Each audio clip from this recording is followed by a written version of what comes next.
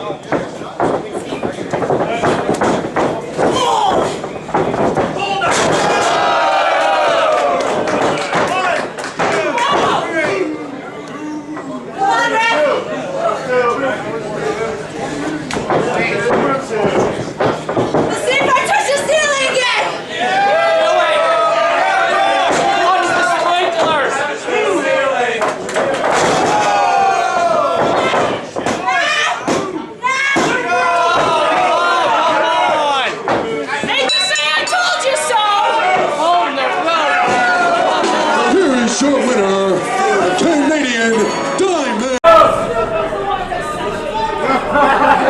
What do you say?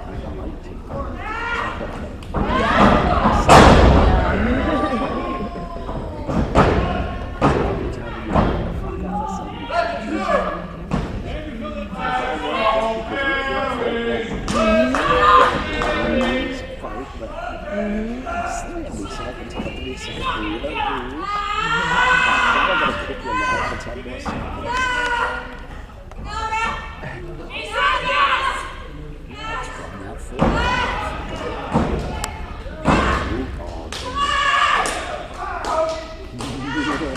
almost thought I was calling the goal.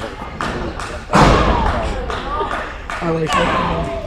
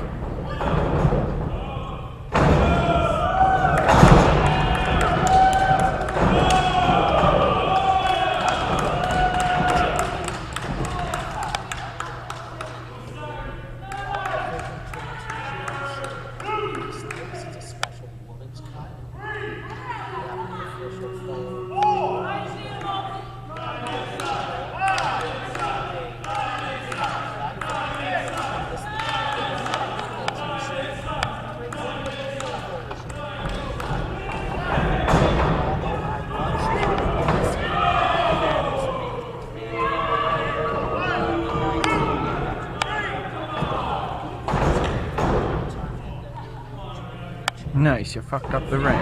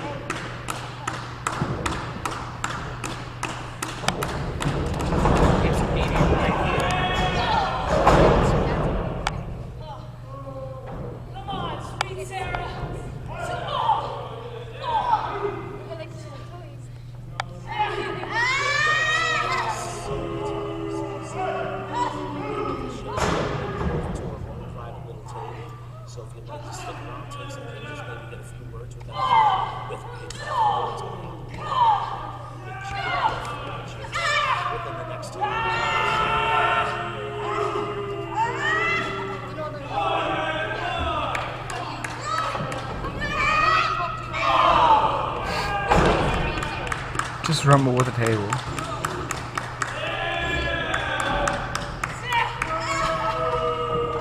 I still got her.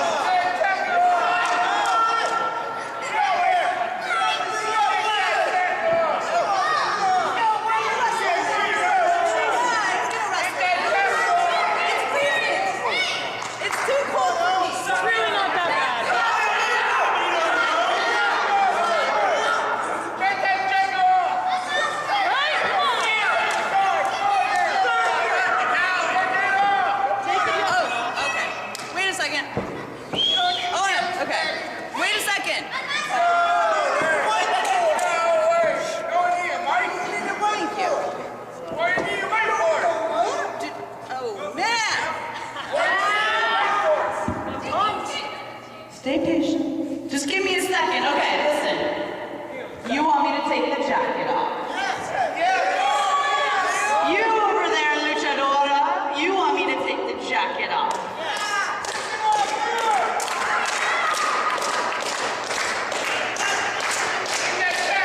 Hold on.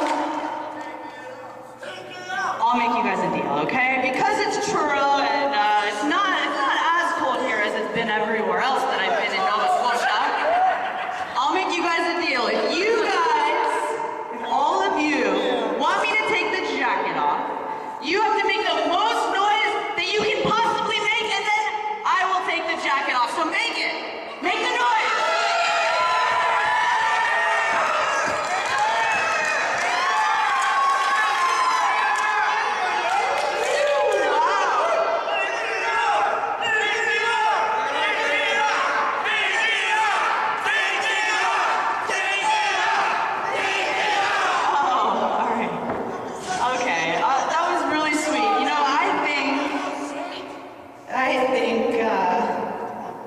I think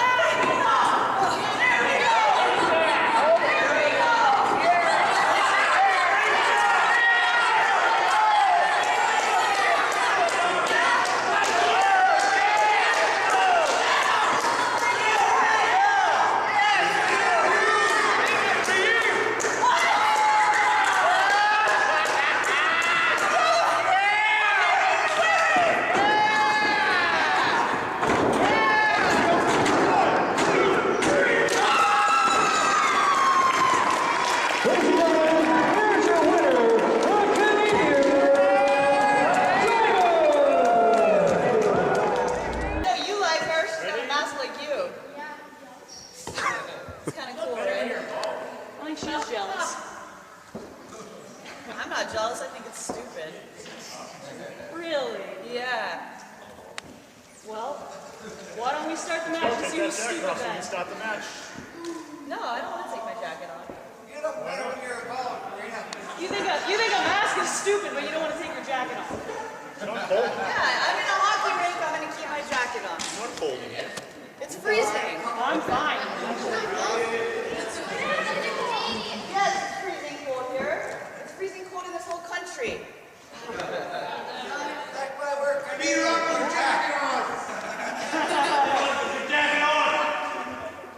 What? Wants me to beat you up with your jacket on. I don't understand what he's saying at all, but I'm not taking my jacket off unless she takes that stupid mask off of her head. I'm not gonna take my mask off. I'm a luchadora. Is that guy a luchador? Yeah, he is. Luchador? Since when is there a tradition that American wrestlers wrestle with a jacket on? That makes no sense. Take your jacket I'm off. special. You're special, all right. Special Serena, eh, guys? She's so special.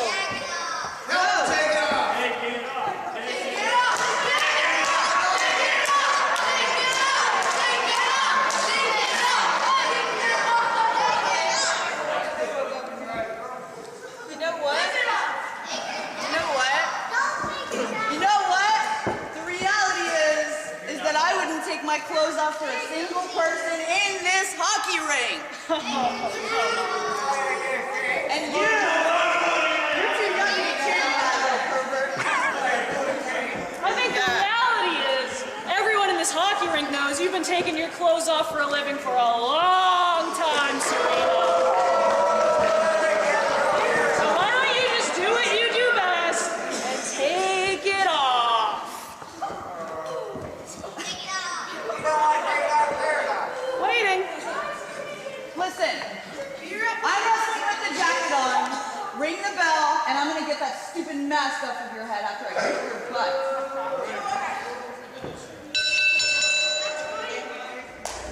I'm wrestling with the jacket on. Ring the bell, and I'm gonna get that stupid mask off of your head after I kick your butt.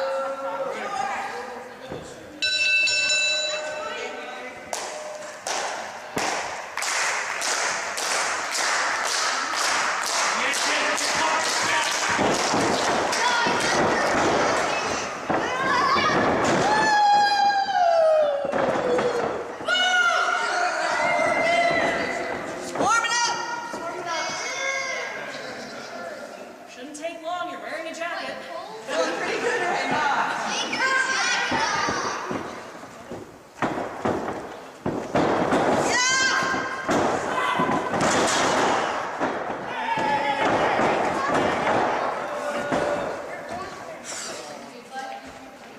Almost had it. No, I'm gonna get it. Wait.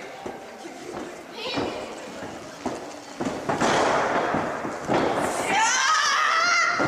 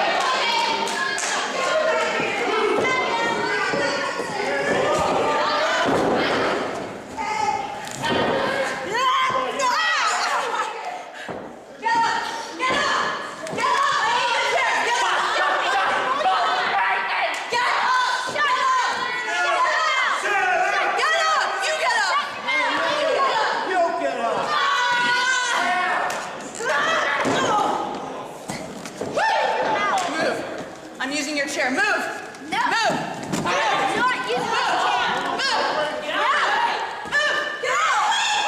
Whoever you want to see her. She's my mom's best friend anyway. Oh, yeah? Come on.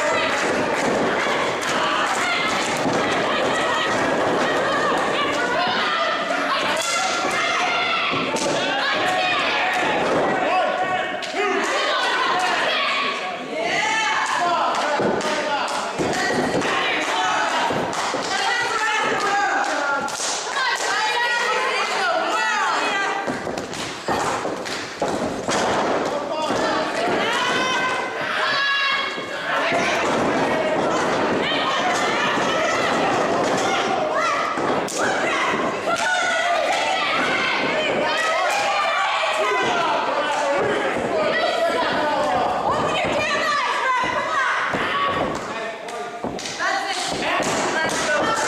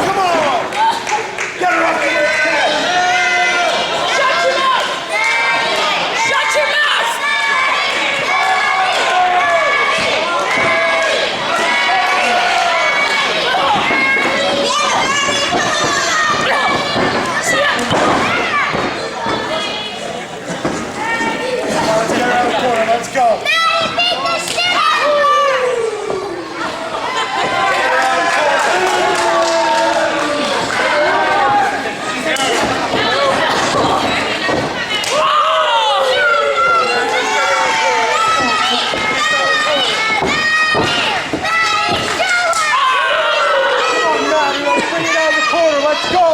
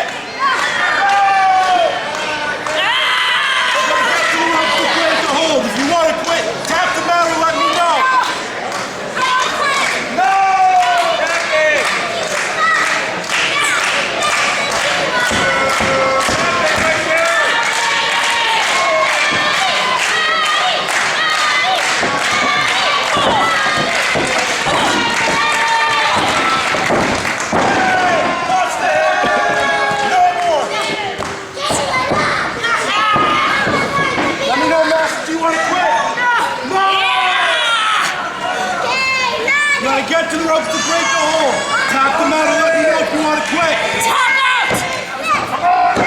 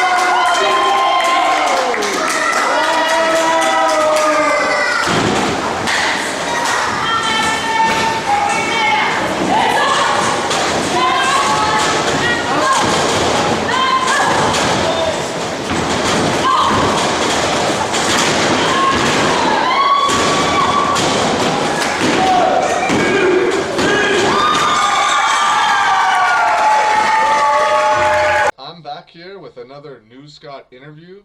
This time, I'm here with Kaitlin Diemond. How are you doing today? Doing great, New Scott. How are you? I'm good. Were you a fan of professional wrestling growing up? Yes, absolutely. I started watching wrestling. I was probably 8 years old, and so that would have been 1998.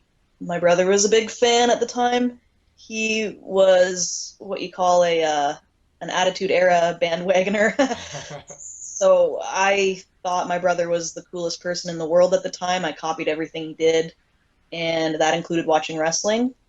And then eventually, when wrestling wasn't the cool thing to watch anymore, he moved on, and I was too addicted to stop. So I just kept going. Who were your favorite people to watch back then? Were you into the girls back then, or the guys? Because women's wrestling is extremely different back then than what it is now.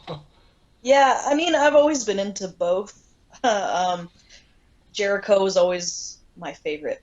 And when I first started watching wrestling, like, it was around the time that Trish and Lita were starting. Okay, yeah. And at first, I absolutely despised Trish Stratus. I thought she was a piece of garbage.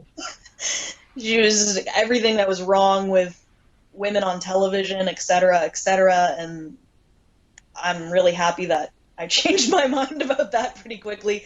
Um, I think now she's probably my favorite women's wrestler of all time. And it didn't take long for me to start liking her. Yeah, she changed a lot though from when she first came in to like a few years later. She really tried and improved like 1,000%. 1,000%. Like TNA, Trish, I can appreciate her now looking, but me being a 10-year-old girl, like, who's this bimbo on my TV? I can do better than that. So it was always like, I didn't like her, and I liked Lita, even though, I mean, in reality, she wasn't that much different. Uh, China, I was always a fan of. Ivory, Molly Holly, Jazz, Victoria, Jacqueline, who went in the Hall of Fame this year.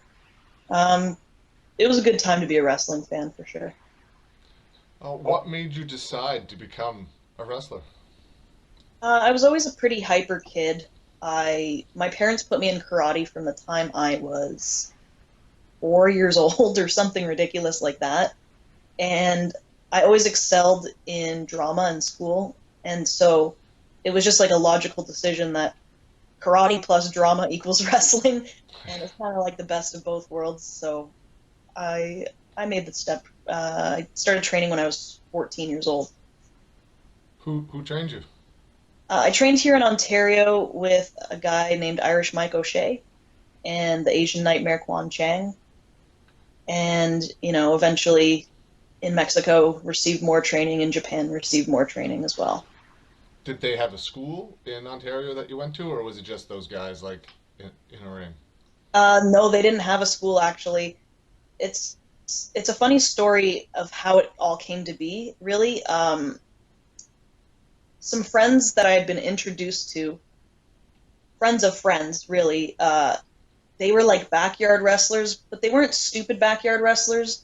Like they would try and put psychology in their matches. It was weird. Like they wouldn't do any hardcore stuff, but they they built their own ring and they did a charity show for their church, and it got the attention of the newspapers in the city that I live in, Brantford. So they were on the front page of the newspaper, like, kids wrestling for Christ or whatever the headline was.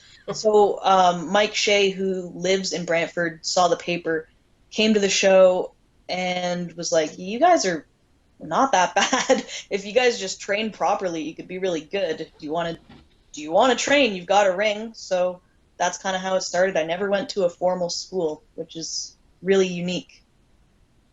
Was there anything that was hard for you to catch on to during training, like bumps or running the ropes or anything like that?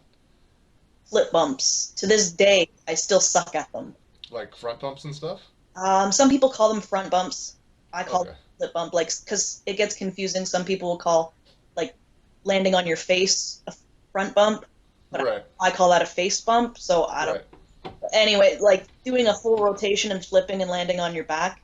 Yeah. If you're like arm dragging, or no, sorry, if you're hip tossing me or something like that, suplexing me, I can get over easily. But if you just stand me up in a ring by myself and say, do a flip bump, I can do it, but it's not pretty. um, what are your memories of your first match? When was it? October 2nd, 2000 and no, October 1st. October 1st, 2005. Uh, I was a I had done a Tom Pritchard seminar in Tennessee. So it was 6 days after my 16th birthday, and Okay. at the time you had to be 18 to wrestle in Ontario, which is why I hadn't debuted yet. Uh, Oh, they have a commission up there, right? It's different we, there than it is. we don't anymore, Don't anymore. Okay.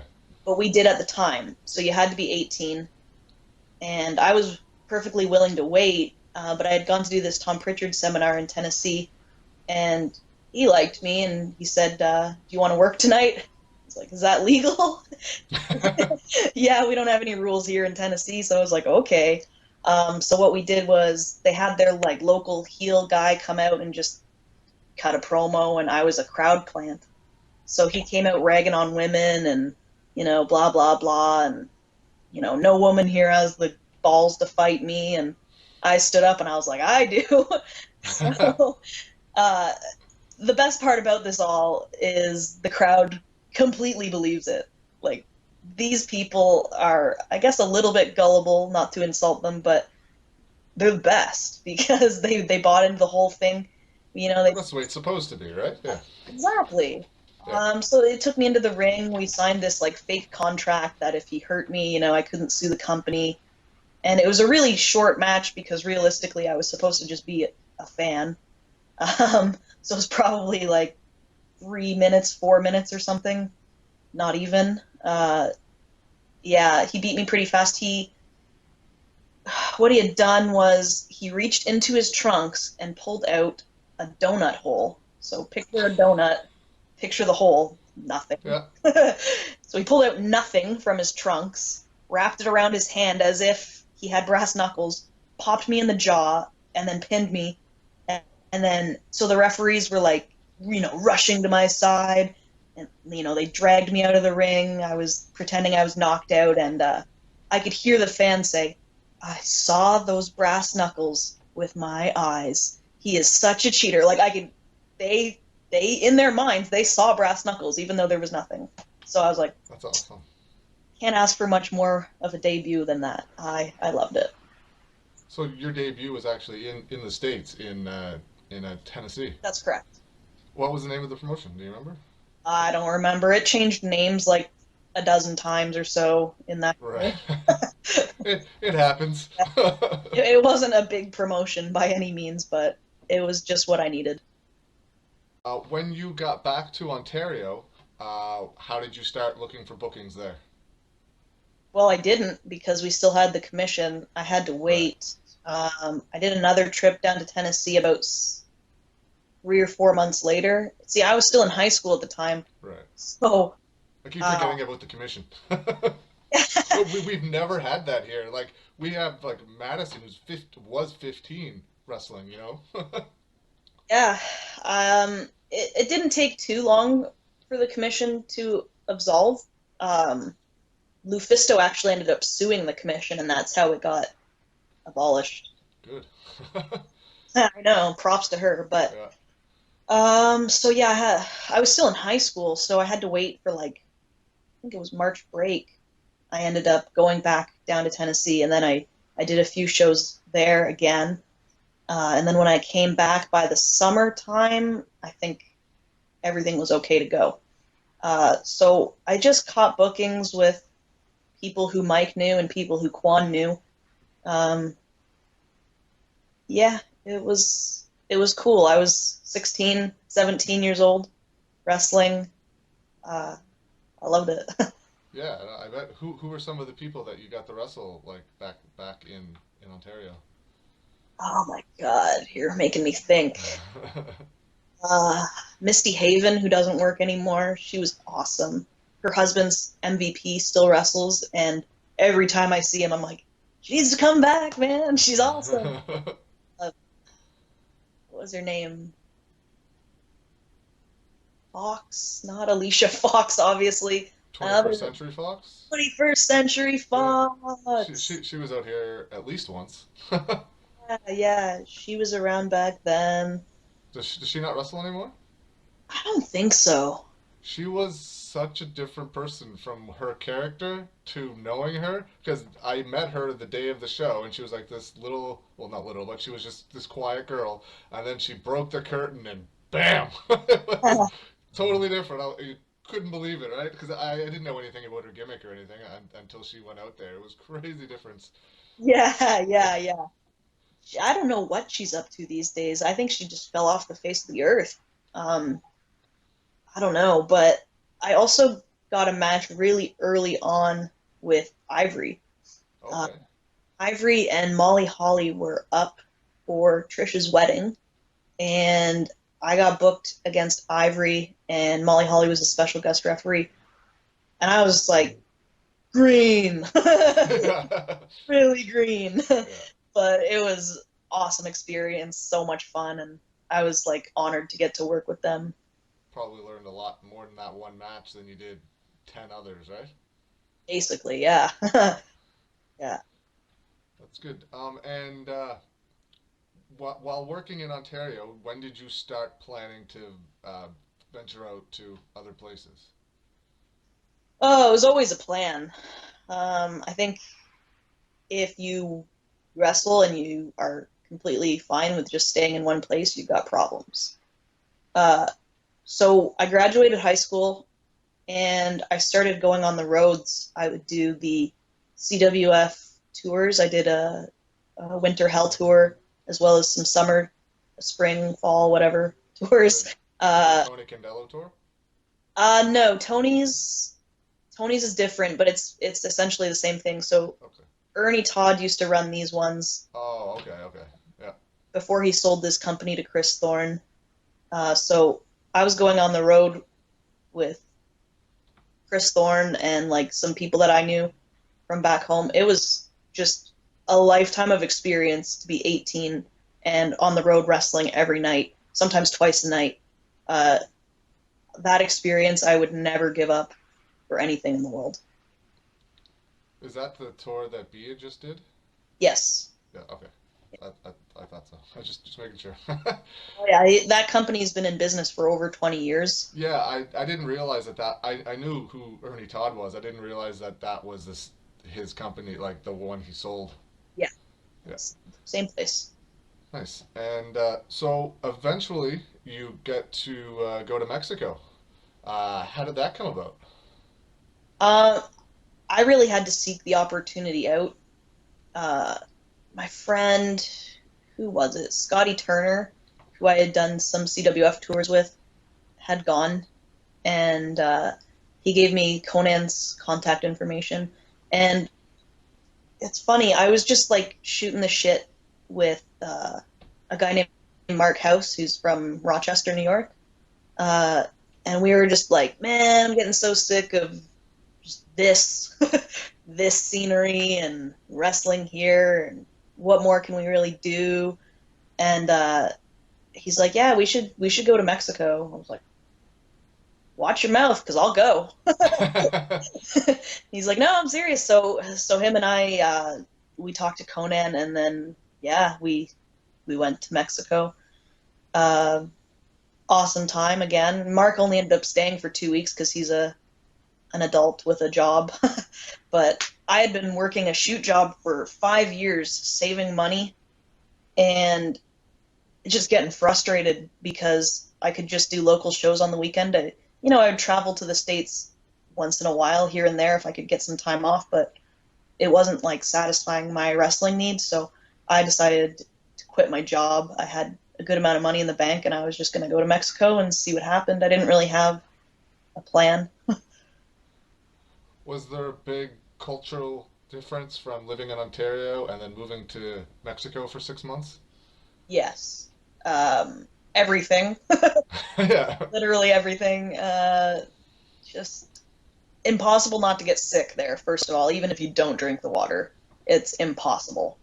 Uh, and just, I mean, if you're in Mexico and you go to Cancun and you go to a resort, that's not Mexico. Right. You haven't been to Mexico.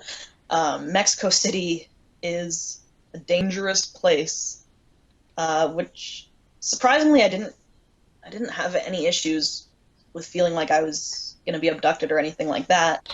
Well, that's good. Made friends with some local wrestlers there really fast. I think I had found a place to live after 2 days, which is awesome. Nice. The second day I was there, I got booked on a show.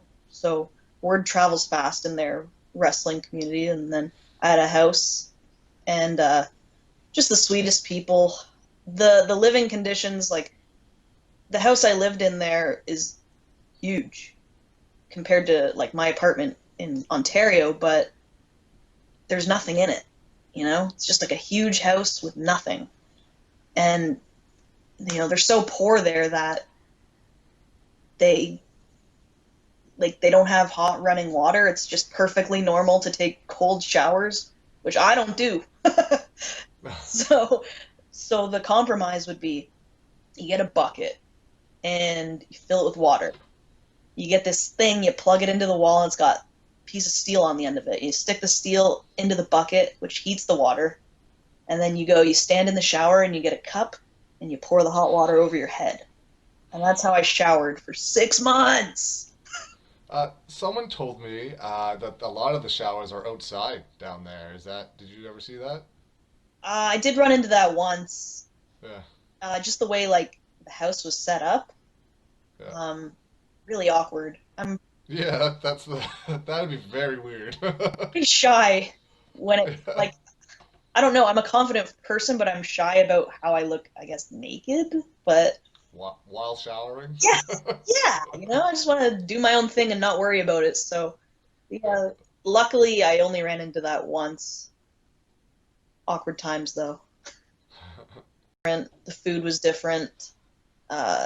Living conditions. I slept on like a tiny mat on a floor for 6 months, and believe it or not, it actually straightened my back out a lot. Nice. At first, it was really painful, and I was like, "Oh, this kind of sucks," but you get used to it after a while, and I felt good. Which promotions did you work for down there? I worked for a whole bunch. I worked for WWS, which is an all women's promotion. I worked for LLF, which is an all women's promotion. I worked for DTU, which is kind of like their ECW. XMW, which is another hardcore company. I didn't do any hardcore matches. So I was like, absolutely not am I being cut in Mexico.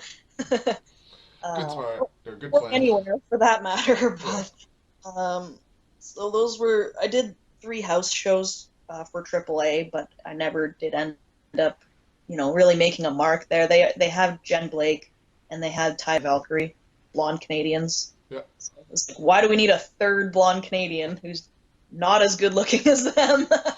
So I don't know. I just stayed indie, but towards the end of my time there, I was making a living wrestling, and it took me almost 6 months to get to that point, but by then I had to leave, so I was really bummed out about that.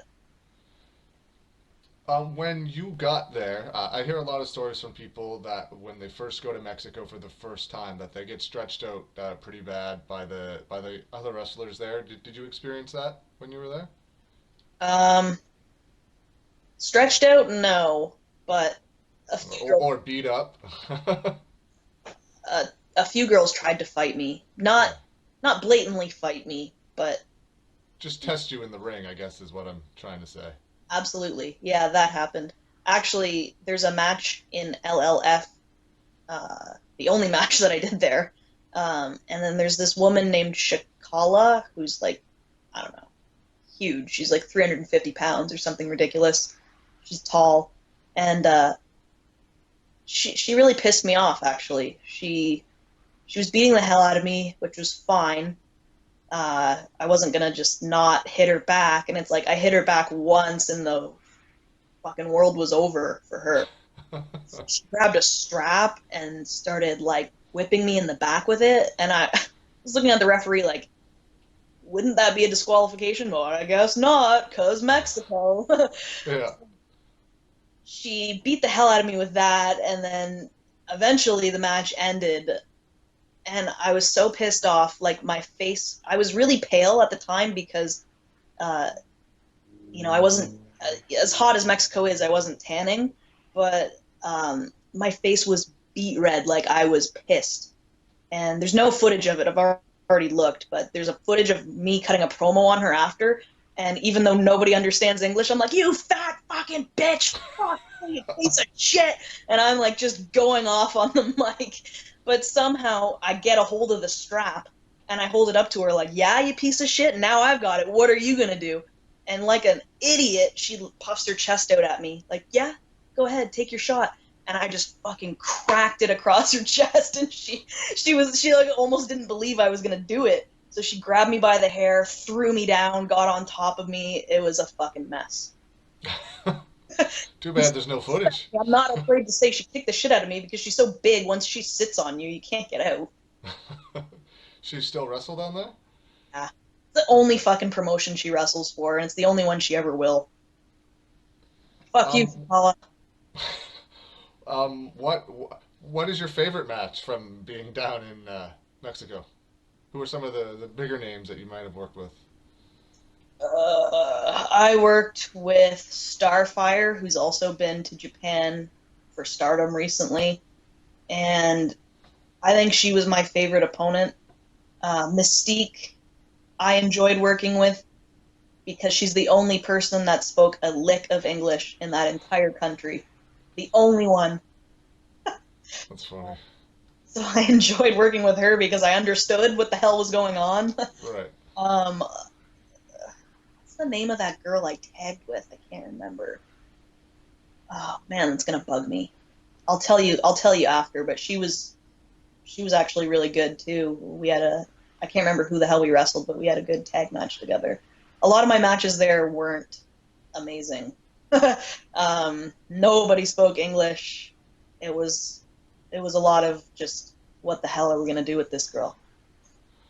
Did you ever run into Sarah Stock while you were down there? No, I didn't. Um, I didn't know her at all at the time. I had never spoken a word to her.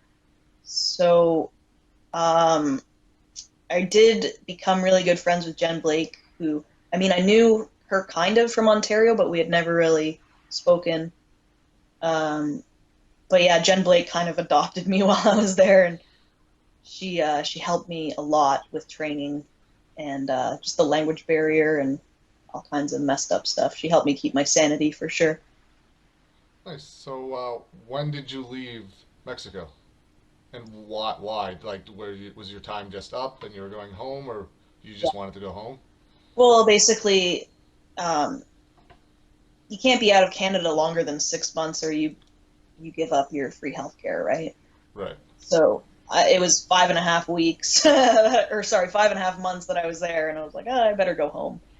Uh, and then then Devin had been contacting me while I was there as well about a tour, and I was like, that's cool. So I came home around mid-April, and yeah, I hit the road shortly after that to come out east. Yeah, you came out here in April of 2014 for the Beauty Slammers tour. How did Devin get in, or how did you, or how did Devin get in touch with you? I can't remember. Had you known him before, or was this just the first time? No, no, I had no idea who he was. I think somebody saw Turk post any women want to work a tour and shared the information with me because I didn't have Turk as a friend at the time on Facebook. Yep. Uh, so like somebody saw Turk's post and said, "Hey, contact Turk." So I contacted Turk, and then Turk put me in touch with Devin, and I think that's how it happened. What were your first impressions when you came out here for the Beauty Slammers tour? I thought it was great. I had never been to the East Coast before. Actually, had I?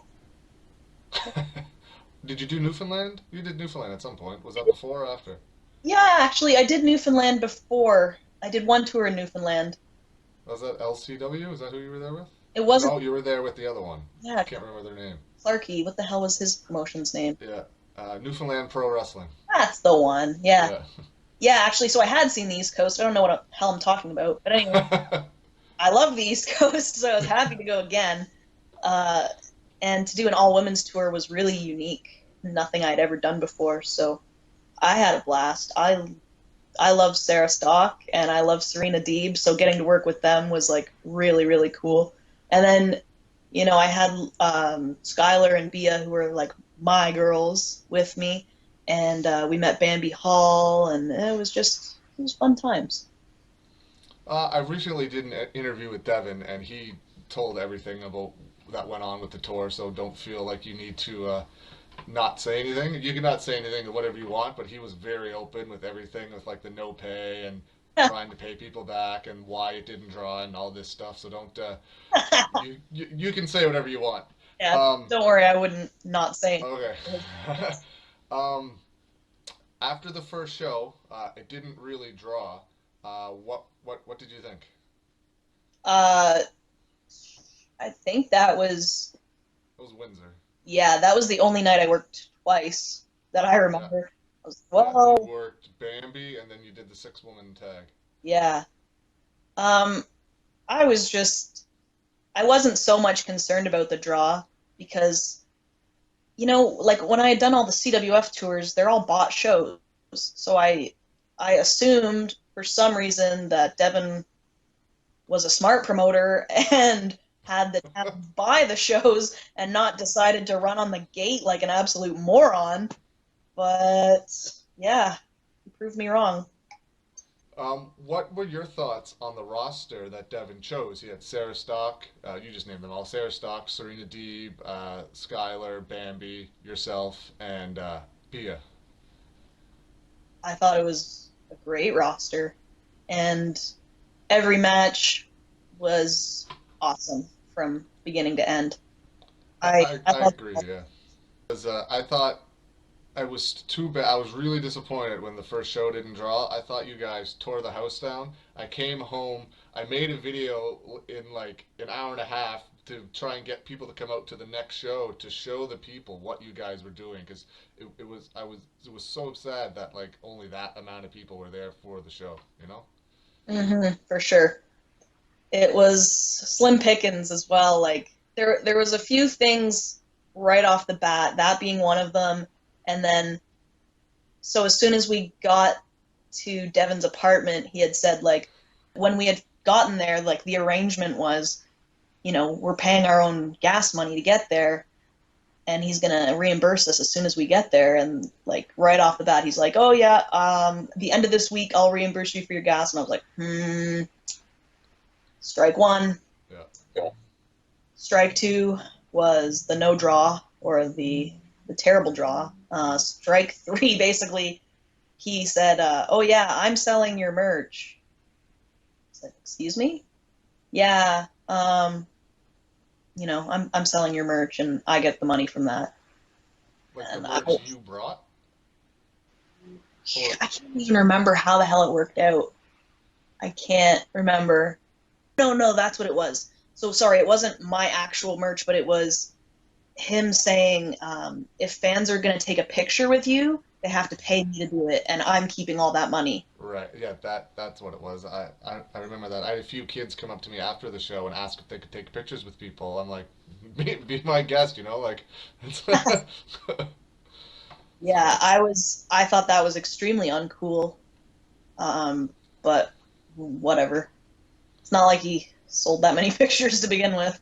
There's yeah, no people there, but yeah. So that right off the bat, I was like, something's just not right about this. yeah, But and that's crazy. amazing experience. We're already out here, basically stranded, even if we wanted to leave. So we might as well just play it out and see what happens.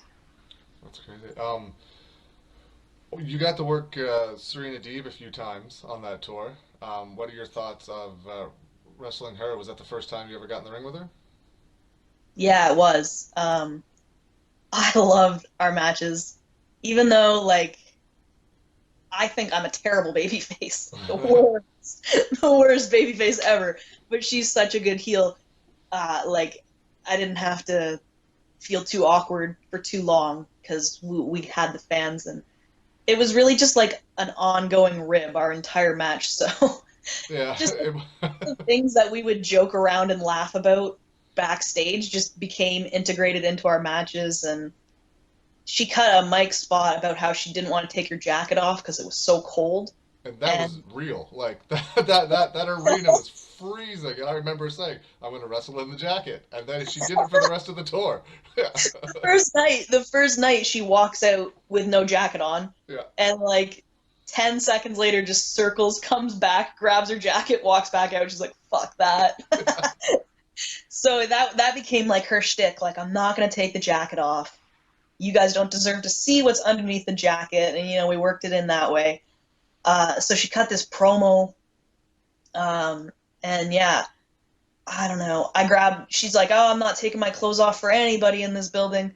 And we hadn't planned anything. I just grabbed the mic and said, "I think you've been taking your clothes off for people for a living for a long time." And she started laughing like she had to hide her face, and I knew I had her. And that's always a great moment when you break somebody. And then, yeah, like our match psychologically, I thought was so solid, but also really silly and just made us laugh. And that's kind of all we gave a shit about at that point. We didn't give a shit about the 40 fans in the audience. We just wanted to make ourselves laugh. So we would do spots where she would just repeatedly land on her ass over and over and over again. So she was just selling her ass the whole match because we thought it was funny. And there's a long time joke between my dad and I, because my dad always was gravitated towards masks. And so he would always just make stupid suggestions when we would sit around and watch wrestling and go, "You know what, someone in a mask should just come out and beat that person up." And then the person starts beating them up and takes the mask off, and there's another mask underneath. And then he takes it off, and there's another mask underneath. So you just, I said as a joke to her backstage, like, wouldn't it be funny if I was wearing 3 masks? Because I had all 3 of my masks with me, and she was like, "Will they even fit on your face?" So we had to test it out. And like my face looked huge with all 3 of those masks on. I looked like a hot mess under there. It was so hot, but we fit them on my face, and she's like, "Oh, we're doing this." So yeah, it was like, I think I had the blue demon on top of it all. She ripped it off, and then she turned her back to me immediately and was like, "I got her mask. I'm the best." And then she turned around, still a mask on my face. What the hell? And then, it happened again in the mask. This time, I really got her mask. Bam, same thing. What the hell, a 3rd mask? Who the hell wears 3 masks? Like, it was just stupid, but fun. Yeah, it was. I filmed a couple of those matches. They were super fun. Still Did some you? of my favorite babyface moments, to be honest. Yeah. Did you get a chance to work Sarah at all on the tour? I did. I got one match with her, uh, and I can't remember, Bathurst, maybe? Yeah, Bathurst. We got one match, and it was awesome. Uh, I asked Jason Rumble after, because he always would like watch the whole show and give people critique and feedback. And I asked Jason Rumble after the match, I was like, "Hey, any feedback?" And he's just like, "No, that was good." Excuse me? You always have feedback, and he's just like, "I can't even say anything. It was really good." So that was a great feeling. During the tour, there ended up being some canceled shows, some rescheduled shows. What were your thoughts on that when that was going on? Uh, I mean, I've been on a lot of tours, and rarely do they ever go perfectly. So, our us having, I think, like issues with the ring truck. I can't remember. It broke down one time. Yeah, which isn't surprising. It usually happens about once a tour, regardless of who you're with. So, I mean, it was definitely a pain in the ass, but we couldn't do anything about it. We just made the best of it, and I think it brought us as a crew a lot closer, to go through all that together. Yeah, you guys had a couple. I think it was Daniel told me the story about you guys being stuck in Miramichi, I think it was, for a couple of days and going to the army bases and playing with the tanks and stuff. That's right. I didn't end up going to the army base, but we were stuck there for a while. I can't remember again why. Oh yeah, Devin had a breakdown. Yeah, he went to an AA meeting. Is that I don't know if that's true or not, but that's what Daniel said. he definitely had some sort of a mental breakdown, Yeah. and Sarah had to be like, "Look, get your shit together, bro." So yeah, we were there for a couple of days. Uh, um, we actually had a really awesome time. It might have been Miramichi. We did the show that we did that was on the army base was the day we found out his business partner was leaving, and we were pretty fucked. So we all wrestled extra hard that night because we were pissed off. But then the army guys helped us tear down the ring, which is was so nice. Like when you're tired and you're beat up and you're sore and you're pissed off, just somebody lending a hand is amazing. So we were really happy they helped us tear down the ring. And then they had a bar upstairs, and we just got all of us collectively shit faced together. It was a good bonding moment. We're like, we're fucked, we're stuck, let's get fucked up. You got Devin gave you guys the opportunity to stop the tour, right? To not continue. Yeah, but we were in New Brunswick. Daniel's car was in Halifax. So how are we going to get back to Ontario? He says he gave us that opportunity like he's some kind of a fucking saint, but really we were stranded, and we had no choice but to continue. I would have continued anyways because that's the kind of person that I am, but he didn't really do us a favor by giving us that option. We had no choice but to go back to Halifax, and you know, one of his two vehicles, either the ring truck or the van. So he didn't do us any favors. But yeah, we did continue on with the tour as we probably would have anyways. And then yeah, we drove Dan's car from Halifax back to Ontario when we got there. And after the tour ended, what did you think when you found out you weren't going to get all or any of your money from working that 2 or 3 week tour, however long it was? I got about half of my money. So I don't know. Devin is such a charismatic guy, and his personality. He's a very good worker, to be honest. He had me believing for sure. I'm gonna go home, and on Friday he's sending me my money. So it was really disappointing to learn what a liar he is, and he continues to work me to this day about it for reasons I have no idea why. Like he messaged me in December before I left for Japan saying, like, I can't afford to pay you much, but I'm going to send you $50 on Friday, and every little bit helps. And I was like, yeah, sure, man. And haven't heard from him since. Did he send the money? No, of course not. um, would you ever consider coming back out east and working for him again or any other promotions? Or did that ruin it for you? As long as it's not his promotion, I have no problem coming back out east. Uh, as long as I trust that the money is going to be there, I have no issues with it. So I don't think it would be a problem. He doesn't run shows anymore because He's the booker for Ultimate Championship Wrestling. He's not the promoter. He's the booker for Ultimate Championship Wrestling now. Chuck yeah, Martin's the promoter. yeah. I mean, I would work for them. He he can book a match. It's not his money, so And they just started up their new Beauty Slammers division too, so there's always room. interesting. Well, hey, you know how to get a hold of me. um, you Madison Miles was 15 years old.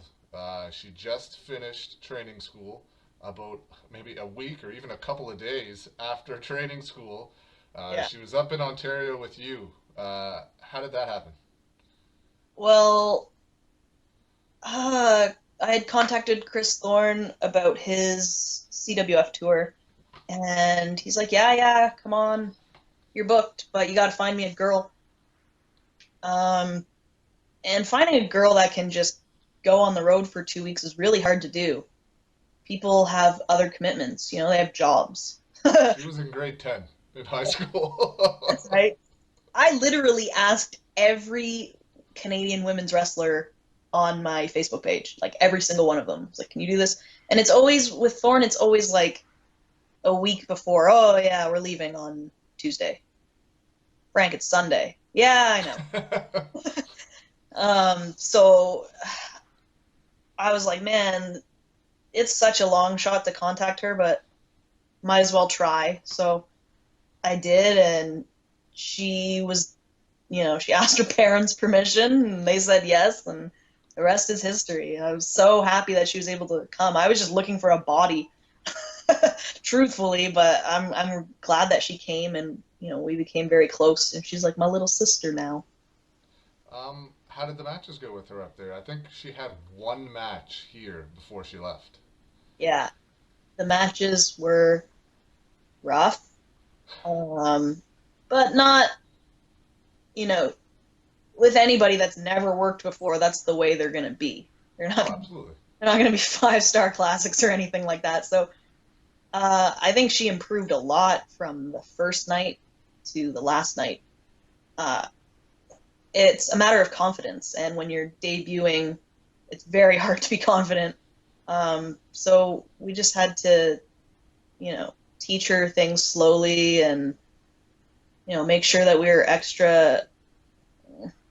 I don't know what the word is. We just had to make sure that we were on the same page. And you know, I'm really proud of her. She's doing great, and she's still so young. She's got so much time to get better. So She just turned 16. she reminds me a lot of myself, and that's Yeah. why I care about her. What type of person do you think it takes a 15-year-old girl to leave high school, to leave her parents, to go to a place she's never been before, to tour with people she's never met before? What do you think that takes at 15 years old? That's pretty young. Yeah, I think it takes a pretty crazy son of a bitch, to be honest with you. um, Did she but handle it well when she was there? she handled it great. Yeah. Not 1 second did I think she was scared or want to go home. Like, I've been on tours with wrestlers from Ontario who left because they're pussies and couldn't handle it. So she she was awesome. She was a really, really good kid. Recently, you had the opportunity to go to Japan. How did that come about? Well, I'd been harassing cheerleader Melissa for about a year. Truthfully, She I finally had caved.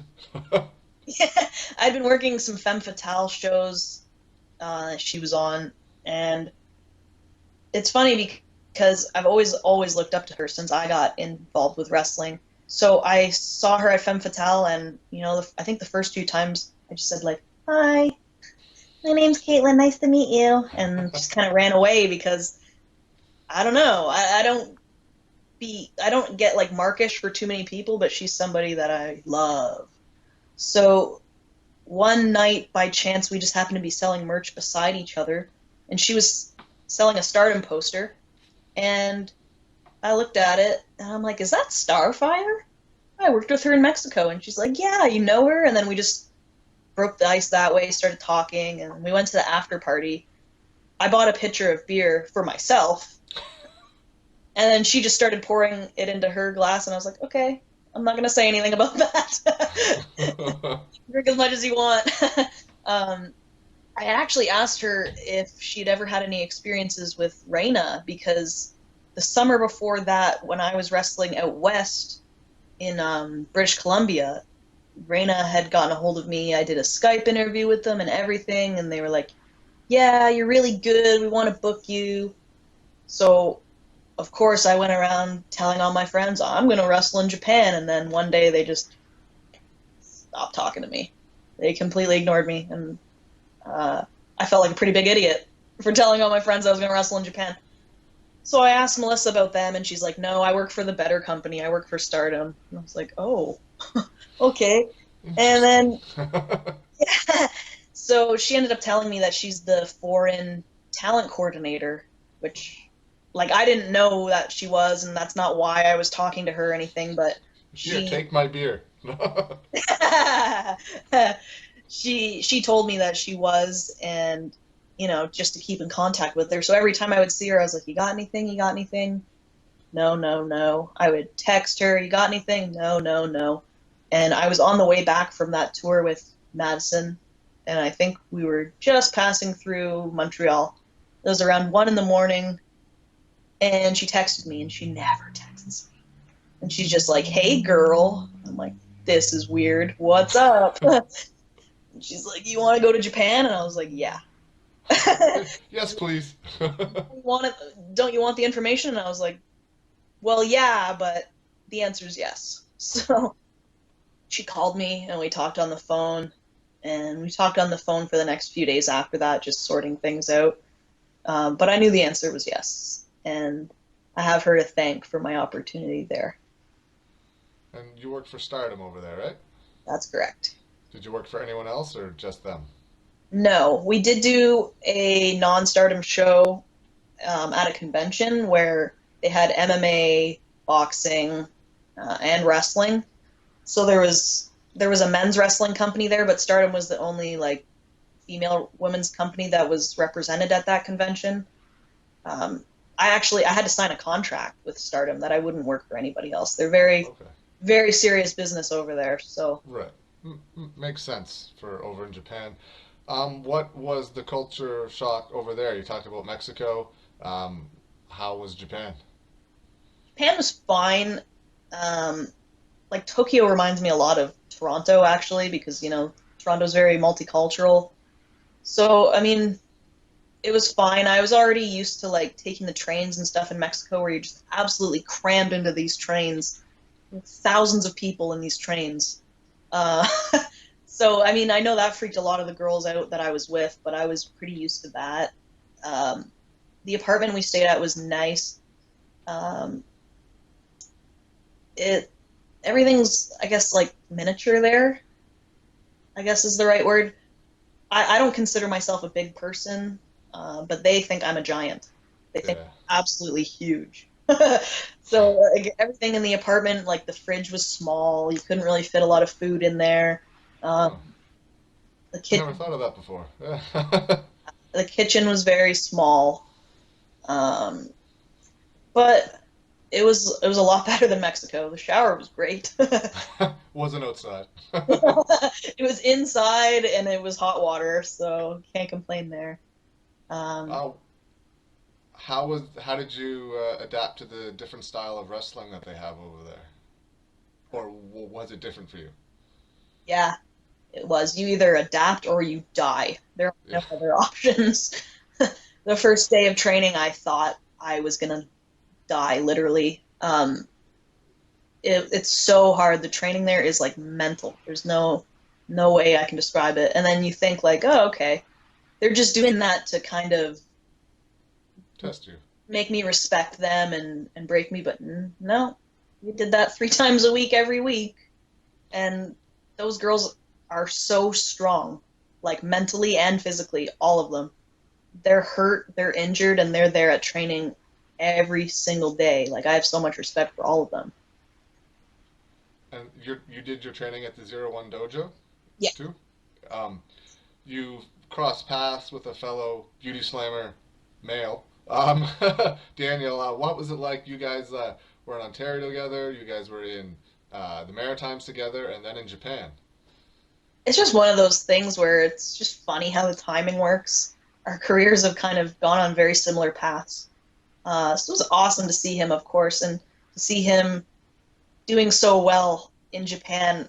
I mean, he has it so much harder than I did, to be honest. Like women are treated with so much respect, like the Gaijin women. Like we get flown in, we get a nice apartment, we get paid really well, and he had to fly himself. He's staying at an apartment, but it's not very nice. And sometimes he gets paid, sometimes he doesn't. He's really busting his ass to be there, so I give him a lot of respect for that. Um, it was really cool to see him though, and we got to hang out a few times. They have a really weird rule about, he can't go to like our apartment and we can't go to theirs. And when he told me this, I was still in Canada. Like we were talking Yeah. online, and I'm like, seriously? Yeah. He goes, yeah. And I'm like, do they think we're gonna have sex or something? And he goes, I guess so. And I'm like, Is it because you're a woman? yeah. Like they don't, but they don't understand like our friendship. It's not like that with Right. us at all. Like I would talk to him at the dojo and stuff, and then when he would leave, like the Stardom girls were like, ooh. And I'm like, what? No, he's my friend. And they're like, no boyfriend? No boyfriend? And I'm like, no. Yeah. And they would go, why? Why? Is he ugly? And I'm like, I don't think he's ugly at all. I think he's a very handsome guy, but we're just friends. And like, they don't understand how that could possibly happen. I think their culture is just different. Who were some of the Japanese girls that you worked over there? I worked every single Japanese girl on that roster except for Azumi and Starlight Kid, who are like literally children. Um, I worked. Who did I work? I worked Kyoko Kimura. I worked Chris Wolf. She's not Japanese, but I worked Kelly Skater. I worked Evie. I worked Hiroyo Matsumoto. I worked Hiromi Mimura. I worked Jungle Kiona, Io, Shirai, Mayu, Iwatani, Kairi Hojo. Who else do they have? I don't know. Roster's a little thin right now, but I worked basically everybody on their roster. Were you happy with the matches that you had over there? Yeah. Yeah. I had probably definitely six or more matches there that I'm like, that's my favorite match I've ever had. And then every time after that, I'd be like, well, no, that one's my favorite now. And going back watching them, I can't even decide. So my favorite matches, I did a singles match with Hiroyo Matsumoto at Korakuen Hall, which was just That's sweet. Yeah. pretty sweet. Our first match at Korakuen was myself and Viper against Kelly Skater and Evie in a tag match, and that's just fun. Those girls are great. Yeah. Trying to think. My last match there that I had against Kairi was sweet. I love that girl. And then in Okinawa the week before that, I had a singles match against Io at that convention I was telling you about. Io's the champ there. She's got like 3 belts. Might as well just give her all the belts and all. I think she's the best wrestler in the world. Like I have so much respect for her. So that match was really good. And then we did a tag. Viper and I did a tag against Io and Mayu, who are the tag champions. And then we were the main event on that show. We did. It was a title match. So we went all out. And another Io and Hiroyo against Viper and I was a favorite too. There's just so many good matches. How long were you there for? I was there for 3 months. You just got back last week, right? Is that? Yeah. Any plans to go back? I'd go tomorrow if I could. They have their next 3 months of like Gaijin girls already booked, but Melissa told me to get in contact with her in July. Nice. So June 30th, I'm gonna be up her ass. 12:01 a.m. Pretty much. It's July. She's in the West Coast time zone, so I'm not waiting for her time. Right. What are you doing now? Do you have any bookings, any shows coming up? I do. I'm gonna be wrestling at CWF. So not only do they do tours, they also run St. Catharines, Ontario as their home base. So my first show back is going to be on Saturday with them. I've got a match against Jennifer Blake in Kitchener the following week, which I'm really excited about because I think I've only wrestled Jen once. How have more people not booked that? I don't know. So I'm really pumped about that. And then Book that. I've got a match with Xandra Bale in Ottawa. I think she was just here. I think she worked Madison in IHW like 2 Did. weeks ago or a month ago or something. Did. So, I mean, this month is already looking pretty good. My body needs the rest though too. So I mean, I'm hustling, but I'm not really hustling too hard. This weekend I didn't have a show, and I just laid around like the lazy bitch that I am, and it was awesome. You probably My need the body, break though from like all of that. That travel must be. How long is the flight from Japan? I don't know. It's actually not as long on the way home as it is on the way there, but Okay. it's so uncomfortable. Yeah. And when you're in that kind of pain, to have to be forced into that confined area is maddening. Yeah. I was also so burnt out because our last night there, we had fans. This guy owns a restaurant, and he basically shut down his restaurant to have our going away party there. And so we had like a ton of food, dessert, drinks free all night. Like these people treat us like gold. So I was out drinking until 4 in the morning the last night I was there, and I had one beer on the plane, and I just couldn't even do it. So burnt out from travel, working, drinking, everything. But Just having fun. I definitely need the rest. Yeah. Back to some of those generic questions you love. Um, thoughts on the effort a pro wrestler needs to have in the gym, getting properly trained, and effort in getting booked other places? Well, of course you need effort for all of those things. If you don't look like a wrestler, chances are people won't book you, regardless of how good you are. If you don't look like a wrestler, you've got to be the best fucking wrestler in the world to make a name in this business. Look is very important, which is something I wish I kind of worked harder at earlier in my career.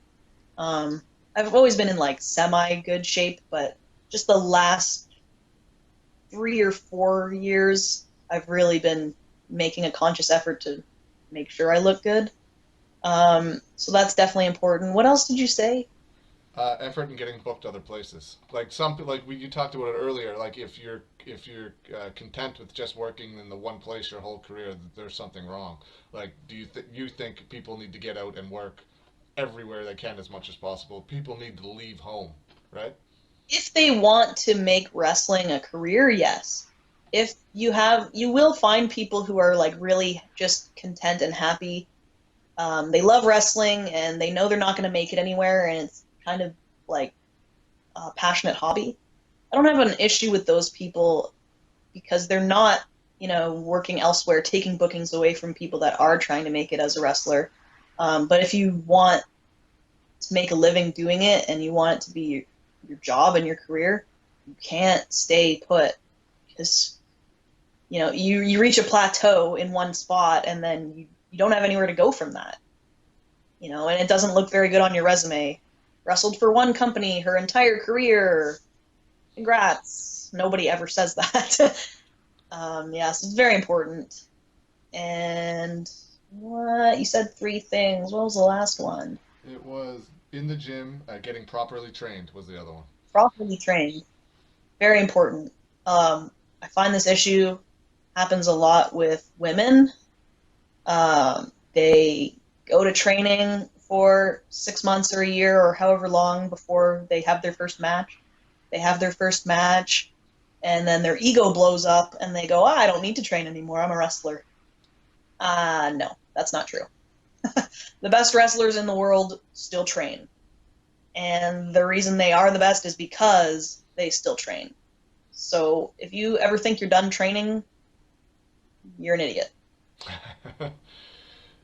If you could put one match on a DVD of yours to show somebody what you do, what match would you choose? Oh, all six of them that I just talked about. Yeah. Uh, I don't know. I don't know. I You can don't. choose a couple. Like, what stands out to you right away when I say that? Like, generally a match will just jump to your head. Yeah.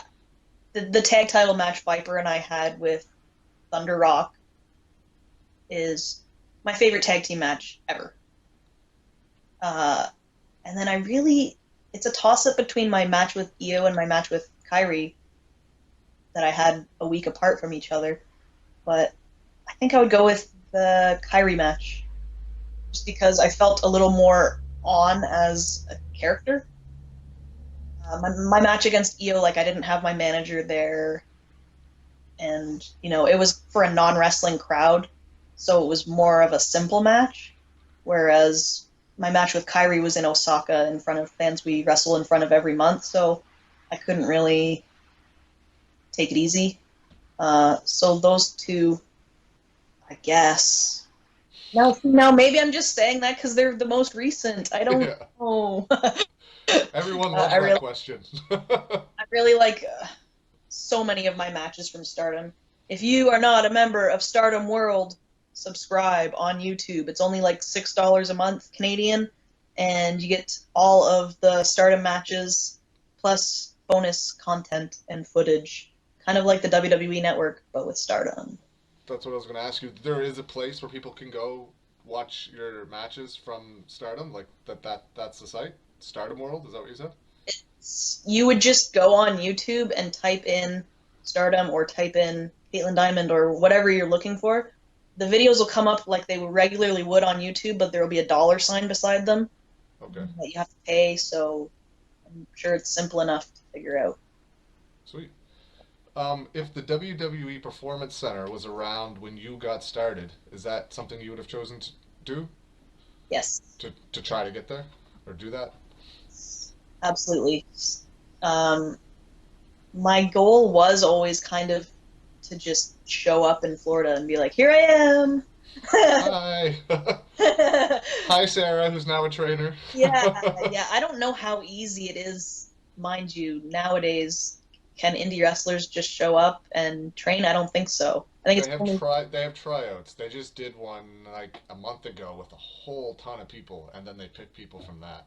yeah, it's only contracted wrestlers that they would have go there. I did do But no, they select a fairly large group of indie. I don't know if they select or you contact them and then they say you can come. Of like uncontracted WWE guys from everywhere, and then they go and they try out, and then that's how they get their contract or their developmental deal. right. Yeah, I mean that's always something that's in the back of my mind. I did do an on the road tryout with them in 2014 as well that I received great feedback from. Uh, and then you just Did you have a match or did you just train? I had a match. Who did you work? I worked a girl named Angel Dust who is from Ohio because I believe we were in Columbus and it was before the SmackDown taping. Okay. Uh, and like Paige and Emma and all these Sandow and Xavier Woods, all these people are around ringside watching you, and you get the best feedback in the world from them. They all loved it and couldn't tell me anything to do better, and I was like, "Is this for real? Is this a rib?" I had to really like harass Fit Finley for a few pointers that he gave me, but he said like, "I'm just nitpicking. It was really good, but here's a few things just for the hell of telling you Right. something."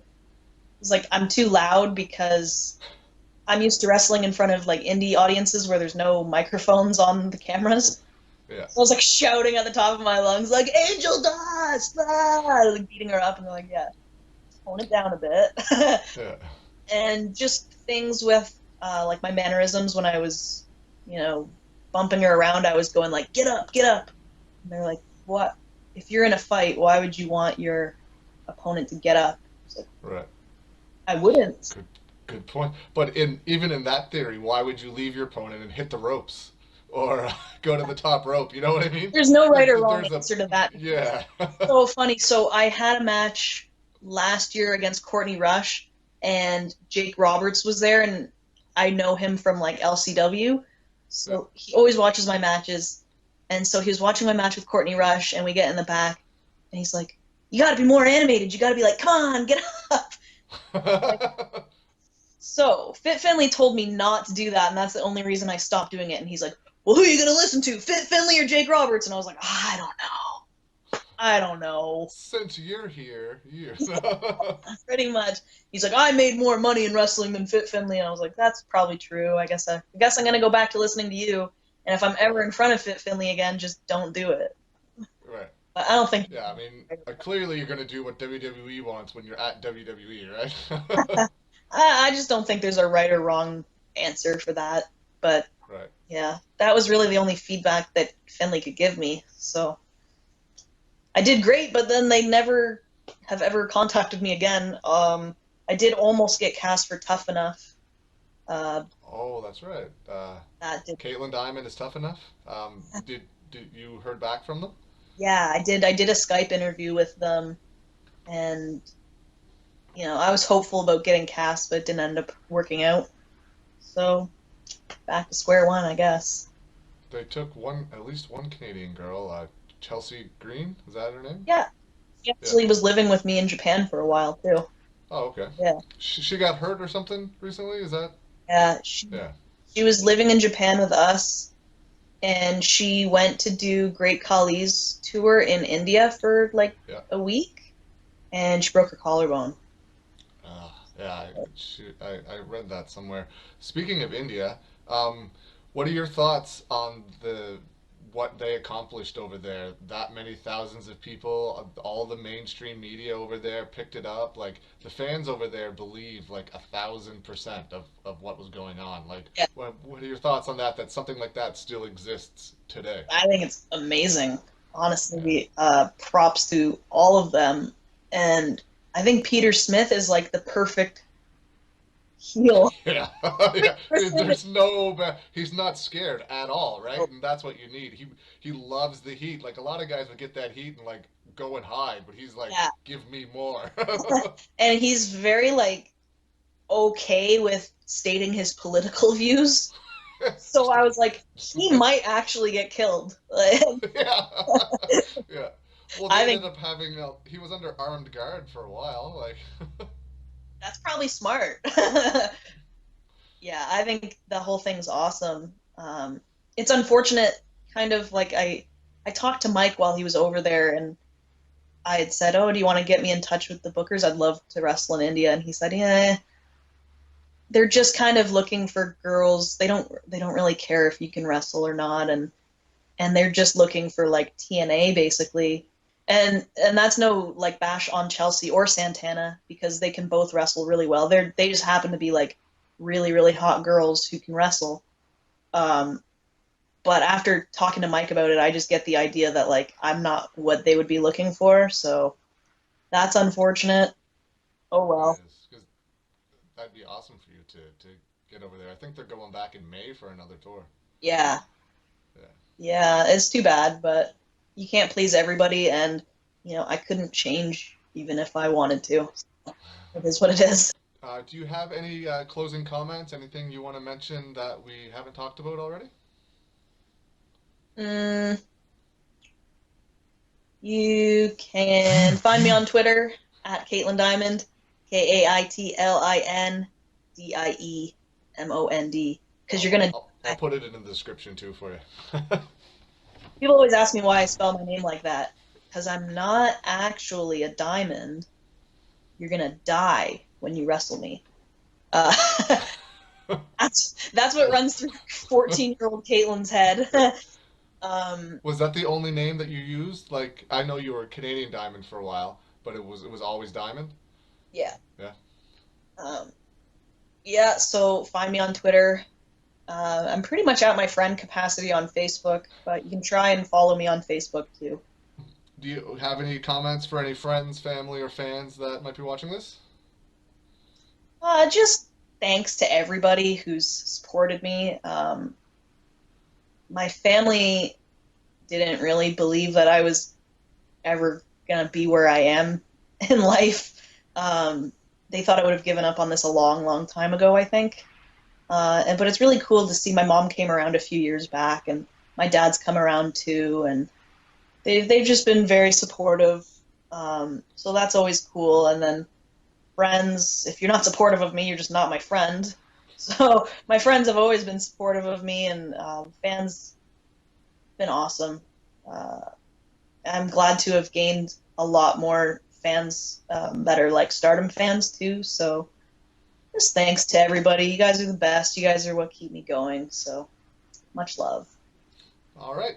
Well, I'd like to thank you very much for taking the time out of your schedule to do this interview. I appreciate it greatly. Thanks, New Scott. You're the man.